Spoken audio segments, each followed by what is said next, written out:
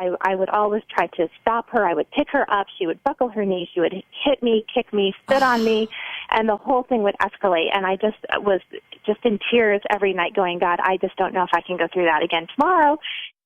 It's Channel Mom with Jenny Dean Schmidt. We're here for you.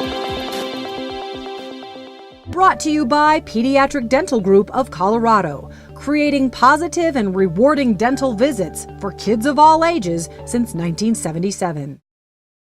I thought parenting was going to be pretty much a breeze because I was raised in such a good home, and my mom had really trained us how to become parents as we were growing up, which I really appreciated, but what she didn't prepare me for was having such a incredibly strong-willed daughter as my firstborn, and she really gave me a run for my money. There were times when I would put her in on a step or in a bed or so just to hold her for a moment while I went and called my mom to say, I don't know what to do. I don't know what to do. Here's what she did. And once in a while, she would stump both of us, my daughter would. I want to be honest with folks. You had a little girl who would, I think, push her little baby brother over in his high chair if she wanted to make a point. Yeah, she would think of absolutely horrible, horrible things to do beyond just like throwing her food across the room.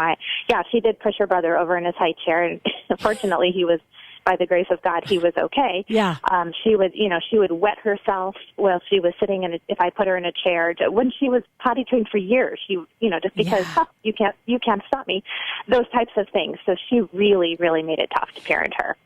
So what is one thing that you imposed with your daughter, strong-willed, acting out, that really helped? Well, let me give you one of the best things I ever accidentally came across, and I always tell parents, if you feel uncomfortable with this, don't do it. But it really, really helped me, and that was that my daughter was the worst temper tantrum throwing child I've ever seen in my life. Every single thing in our day precipitated a full-out World War III tantrum.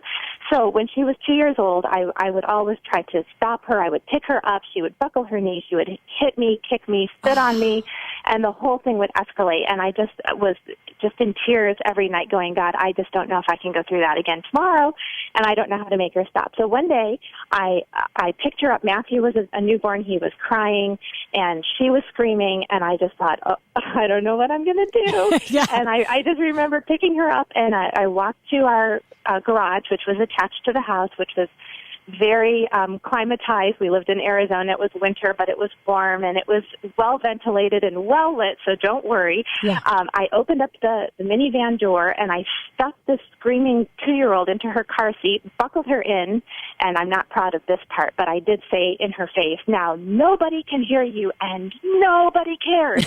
And then I slammed the door shut, and I walked back in the house, and I thought, oh, I needed that. I just needed quiet for a minute. I'll go get her in a few minutes, but I need a time out. And I settled myself down, having no idea what this would do to her and figuring it would do nothing. Walked back in probably 4 or 5 minutes. I don't remember how long, but not very. I opened the door, and I realized in an instant I had just struck gold, because that child had never looked really shaken up before, and she did. And I thought, I just stumbled onto something. She doesn't like this. Yeah. And this is wonderful. Yeah. And so from then I said, now, this is your tantrum chair. And when you have a tantrum, you will go to the tantrum chair. And I think I had to put her in there maybe 4 or 5 more times over the course of the next week. Now, we're going from multiple tantrums a day to 4 to 5 times in the next week, and then she was basically done. I mean, once in a great while something would blow up, but not very often.